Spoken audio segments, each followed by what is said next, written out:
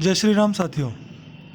हमारे subject verb agreement की आज यह 6 नंबर की वीडियो है, जिसमें हम नेक्स्ट कुछ और कंफ्यूजिंग टॉपिक्स जो सब्जेक्ट और वर्ब एग्रीमेंट से रिलेटेड हैं उनको यहाँ पे डिस्कस करेंगे। आगे बढ़ने से पहले मेरा वही वापस निवेदन कि जो भी मेरे नए व्यूअर्स हैं, मेरे इन वीडियोस को वॉच करते हैं, उनसे निवेदन है कि आगे बढ़ने से पहले सब्सक्राइब करें मेरे चैनल को, बेल आइकन को प्रेस करें और ताकि सभी नोटिफिकेशन आपको जो मेरे अगले वीडियोस के आएंगे वो आपको टाइम पर मिलते रहें। लाइक करें, कमेंट करें, आपकी जो भी ग्रामेटिकल पोर्शन से रिलेटेड क्वेरीज़ हैं वो आप मेरे को मेंशन करें। मैं यहाँ पर अपने बेहतर जवाब आपको दूंगा, जिससे सभी प्रकार के आपकी क्वेरीज़ को मैं सॉर्ट आउट कर सकूँ। चलते हैं अपन आज के इस वीडियो पे। हमारा टॉपिक है जिसमें पहला पॉइंट है, यदि सेंटेंस के दो सब्जेक्ट एज वेल एज से, विथ से, together with, along with,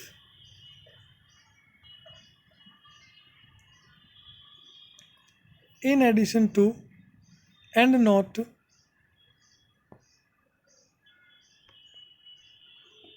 like, unlike, including, excluding, but, besides, except, rather than, accompanied by, headed by, guided by, governed by, controlled by, led by, dominated by, run by, इन किसी भी connective से अगर sentence के दो subject जुड़े हुए हों तो फर्स्ट सब्जेक्ट के नंबर के अनुसार सेंटेंस में वर्ब का यूज किया जाता है।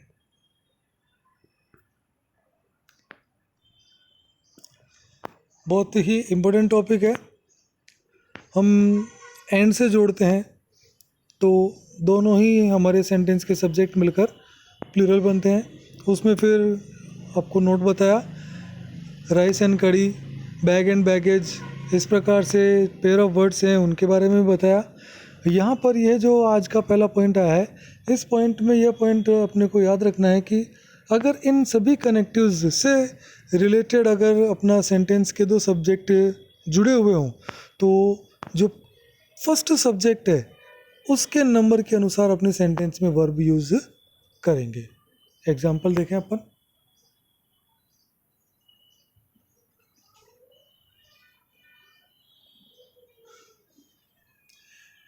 एग्जाम्पल है, द फॉलोअर्स प्लूरल है, लेड बाय ए लीडर, बाद वाला जो सब्जेक्ट है वो सिंगुलर है, फर्स्ट सब्जेक्ट जो है वो प्लूरल है, इसलिए यहाँ पर जो वर्ब आई है वो वर है, arrested. The followers led by a leader were arrested. He singular है, एंड नॉट यह एक अपना कनेक्टिव है जो अपने को विशेष रूप से ध्यान रखना है कि एंड से जुड़ते हैं तो दोनों मिलकर प्लूरल हो जाते हैं, लेकिन एंड नॉट से जुड़ रहे हैं तो हिज फ्रेंड्स के अनुसार अपने सब्जेक्ट में वर्ब नहीं लगी है, ही के अनुसार अपने सेंटेंस में वर्ब अपन ने वॉज लगाई है। He and not his friends was allowed, तो यह सिंगुलर वर्ब क्योंकि सब्जेक्ट अपने सेंटेंस में सिंगुलर हुआ है। इसलिए अपने को ध्यान रखना है कि ये जितने भी कनेक्टिव हैं जो मैंने यहाँ पर मेंशन किए हैं, आपको पीडीएफ लिंक में नीचे इस वीडियो के नीचे डिस्क्रिप्शन बॉक्स में मिल जाएगा, वो क्लियर मिलेगा, आपको करेक्शन किया हुआ नहीं मिलेगा, वहाँ से आप इसको डाउनलोड कर लीजिए। ये जितने भी कनेक्टिव्स हैं, ये सारे कनेक्टिव्स अपने अगर सेंटेंस के दो सब्जेक्ट को कनेक्ट करते हैं तो हमारे सेंटेंस में जो वर्ब आएगी वो फर्स्ट जो सब्जेक्ट होगा उसके नंबर के अनुसार अपन सेंटेंस में यूज़ करेंगे। अब आता है अपने पास नोट। नोट में अपने को क्या करा है कि वो नाइदर नोट से अगर जुड़ा हुआ हो सेंटेंस के दो सब्जेक्ट, आइदर और से जुड़े हुए हों, not only but also say जुड़े हों या केवल और से जुड़े हों, तो सेंटेंस में वर्ब किसके अनुसार यूज में होगी? Second subject.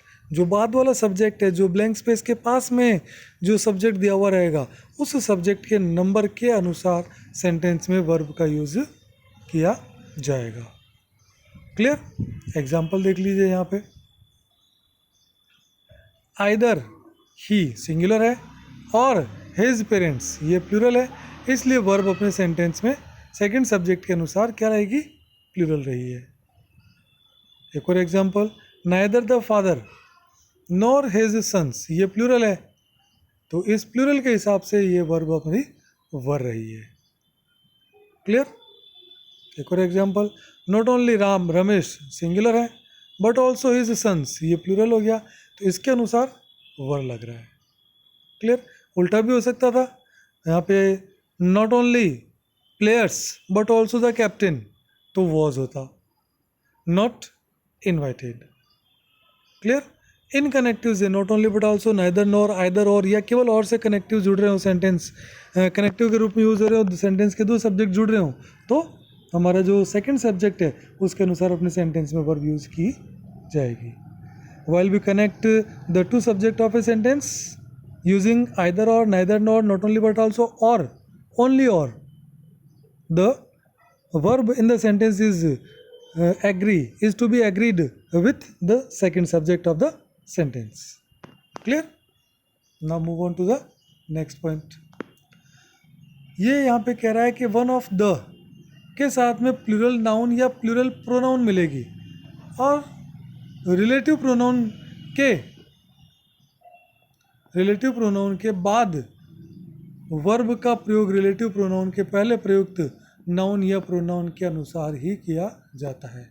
पॉइंट अपन ने पहले एक बार डिस्कस कर रखा है, इसमें थोड़ा सा इसको एक्सटेंड किया हुआ पॉइंट है यहाँ पर ये कि रिलेटिव प्रोनाउन के जस्ट पहले जो भी नाउन या प्रोनाउन दिया हुआ होगा सेंटेंस में, वर्ब उसी के अनुसार प्रयोग में ली जाएगी। मेन पॉइंट ये है।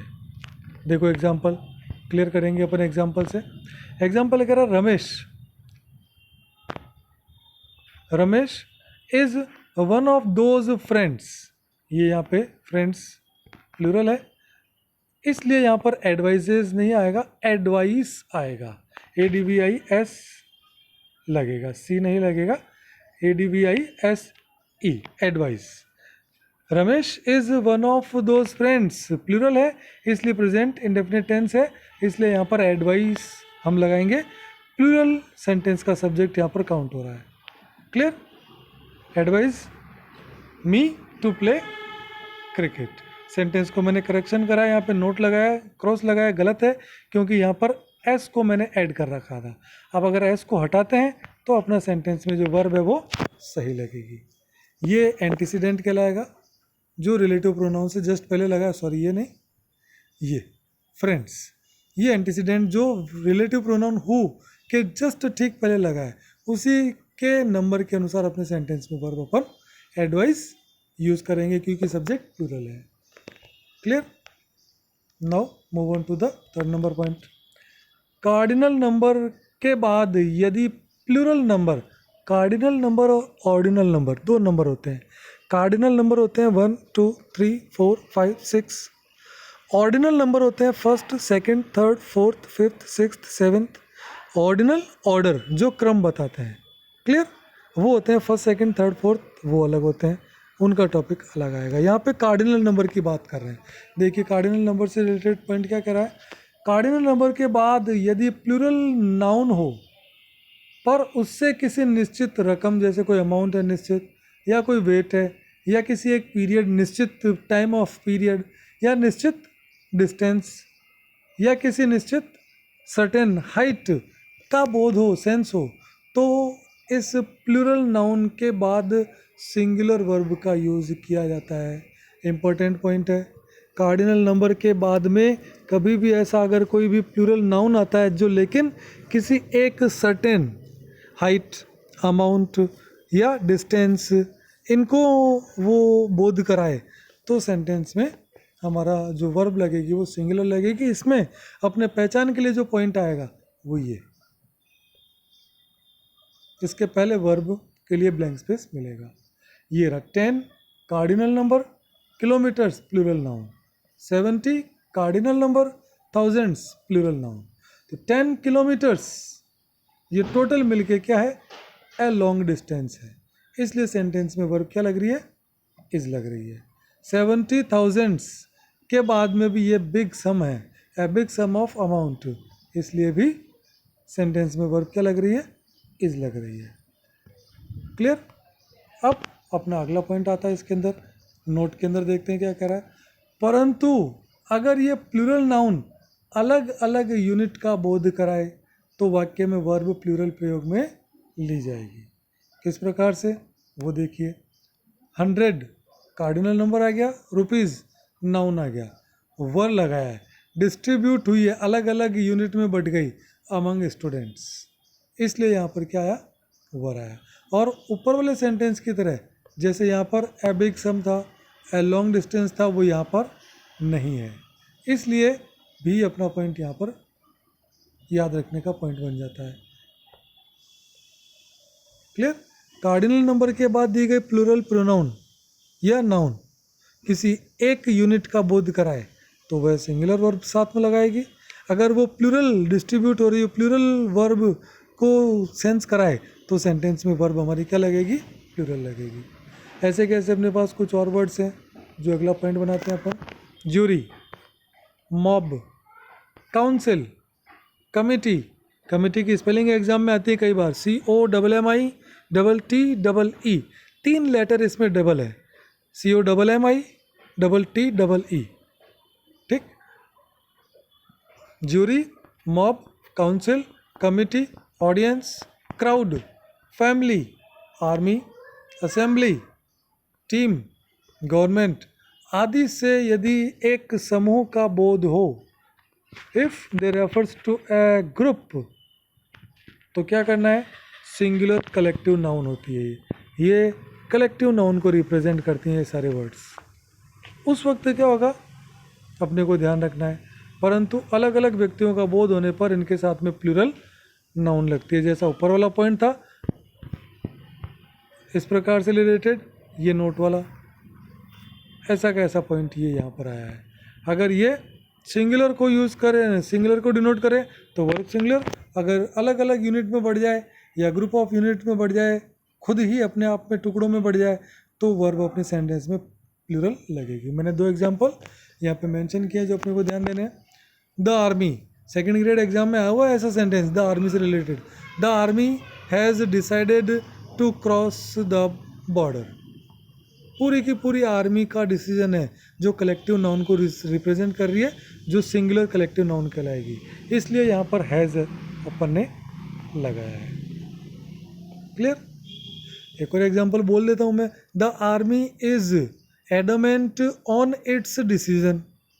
आर्मी इसके डिसीजन पर अड़ी हुई है, तो पूरी की पूरी आर्मी एक कलेक्टिव नाउन को रिप्रेजेंट कर रही है, इसलिए सेंटेंस में वर्ब सिंगुलर मैंने इज लगाई है। यहाँ पर मैंने लिखी जो सेंटेंस है उसमें हैज़ लगाया है। अगला सेंटेंस इंपॉर्टेंट है, आर्मी ही लिखा हुआ है, हैव लगा हुआ है। क्यों? क्योंकि आर्मी को 6 ग्रुप में डिवाइड करके सेंटेंस में मेंशन किया गया है, इसलिए यहाँ पर क्या लगाया है, हैव का यूज़ किया गया है। क्लियर। ये जो अपना पहला नंबर वाला पॉइंट है, इसमें अगर आपको ध्यान हो तो अपन ने पिछले जस्ट इससे पहले वाली वीडियो में पॉइंट आया था, nothing but a dog was there.